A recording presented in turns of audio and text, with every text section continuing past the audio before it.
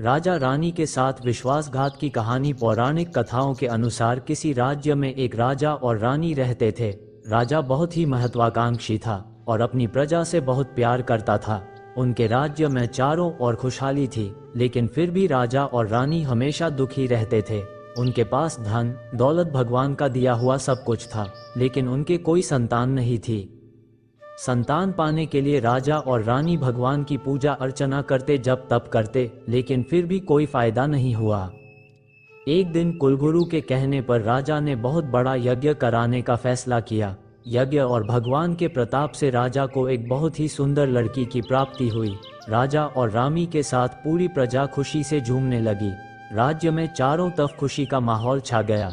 राजा ने सारे नगर वासियों को इस खुशी में भोज के कार्यक्रम पर आमंत्रित किया। 36 प्रकार के व्यंजन बनाए गए और सभी को प्रेम पूर्वक भोजन खिलाया गया। धीरे धीरे समय बीतने लगा और राजकुमारी बड़ी होने लगी। वह काफी सुंदर और गुणवान थी। राजा और रानी उसे देखकर खुश रहने लगे, लेकिन एक दिन उनकी खुशी को मानो जैसे किसी की नजर लग गई। राजकुमारी बीमार पड़ गई। बड़े बड़े वैद्य हकीम सब इलाज में जुट गए, लेकिन कोई फायदा नहीं हुआ। दिन प्रतिदिन राजकुमारी की हालत बिगड़ती जा रही थी। राजकुमारी के ऊपर कोई दवा असर नहीं कर रही थी। राजा को लगने लगा कि एक बार वे फिर से निसंतान हो जाएंगे। एक दिन दूसरे राज्य के एक वैद्य राजा के महल में आ पहुंचा। दिखने में वह अजीब सा था और उसने फटे पुराने कपड़े पहने हुए थे, जिस वजह से राजा के सैनिकों ने उसे राजमहल में प्रवेश करने से रोक दिया। वैद्य ने राजा से एक बार मिलने की बहुत गुजारिश करते हुए कहा कि मैं राजकुमारी को ठीक कर सकता हूं, परंतु किसी ने भी उसकी बात पर यकीन नहीं किया। लेकिन उन सैनिकों में से एक सैनिक बहुत ही समझदार था। उसने सोचा कि शायद यह वैद्य सही कह रहा हो, इसलिए वो सैनिक उस वैद्य को राजा के पास लेकर गया। वैद्य ने सबसे पहले राजा को अपना परिचय दिया और कहा कि मैं आपकी बेटी को ठीक कर सकता हूँ। राजा उसकी बात सुनकर बहुत प्रसन्न हुआ, लेकिन उसका रहन सहन देखकर राजा ने भी उस पर यकीन नहीं किया। उधर राजकुमारी की तबीयत दिन प्रतिदिन खराब होती जा रही थी, इसलिए राजा किसी वैद्य पर यकीन नहीं कर पा रहे थे। लेकिन उस वैद्य का आत्मविश्वास देखकर राजा ने उसे एक मौका देने का फैसला किया।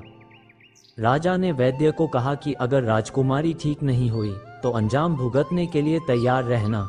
इस पर वैद्य ने कहा, ठीक है महाराज, लेकिन अगर राजकुमारी ठीक हो गई तो मुझे क्या मिलेगा? राजा ने कहा, तुम्हें मुंह मांगा इनाम मिलेगा, जो भी मांगोगे वो मिलेगा। वैद्य खुश हो गया। राजा स्वयं उस वैद्य को लेकर राजकुमारी के पास गया। राजकुमारी बिस्तर पर बेजान सी लेटी हुई थी। उसका चेहरा बीमारी के कारण मुरझाया हुआ था और शरीर बहुत ही कमजोर पड़ गया था। वैद्य राजकुमारी के करीब पहुंचकर नब्ज टटोलने लगा। नब्ज देखने के बाद फिर उसने अपने थैले से जड़ी बूटियों से तैयार दवाओं की एक पुड़िया निकाली और राजकुमारी के मुंह में डाल दी। वैद्य ने राजा और रानी से कहा कि आपकी बेटी जल्दी ठीक हो जाएगी। वैद्य की बात सुनकर राजा और रानी के मन में बेटी के ठीक होने की एक उम्मीद की किरण जाग उठी। ऐसे ही इलाज करते हुए 3 महीने बीत गए। धीरे धीरे राजकुमारी की हालत में सुधार होने लगा। उसके चेहरे की चमक लौटने लगी। राजा और रानी के चेहरे की खुशी भी झलकने लगी। एक दिन वैद्य ने राजा से कहा, महाराज, राजकुमारी अब ठीक हो गई है। ये 20 दिन की पुड़िया बनाकर दे रहा हूँ, इसे समय पर राजकुमारी को देते रहना। इसके बाद राजकुमारी पूरी तरह स्वस्थ हो जाएगी और यह बीमारी दोबारा उनके पास लौट कर नहीं आएगी। अगले दिन राजा ने वैद्य को अपने पास बुलाया और कहा कि वादे के मुताबिक मैं तुम्हें तुम्हारा इनाम देना चाहता हूँ, बताओ तुम्हें क्या चाहिए? वैद्य बोला, सोच लीजिए महाराज, आप अपने वादे पर कायम रह पाएंगे? राजा ने कहा, तुमने मेरी बेटी को स्वस्थ किया है, बोलो क्या मांगते हो? वैद्य ने मुस्कुराते हुए कहा, महाराज, आपका आधा राज्य और आपकी बेटी का हाथ चाहिए। इतना सुनते ही राजा के क्रोध की सीमा का पार न रहा। राजा ने कड़कते हुए कहा, तुम होश में तो हो? अगर तुमने मेरी बेटी के प्राणों की रक्षा न की होती तो तुम अब तक यमलोक पहुंच गए होते। राजा ने सैनिकों को आदेश दिया कि इसे राज्य से बाहर निकाल दिया जाए। वैद्य कुटिलता से मुस्कुराते हुए वहां से चला गया। इस घटना को कुछ दिन ही बीते थे कि एक दिन फिर राजकुमारी की तबीयत खराब हो गई।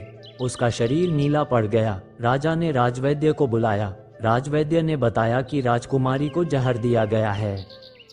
इसका तोड़ किसी के पास नहीं है। कुछ देर बाद राजकुमारी ने दम तोड़ दिया।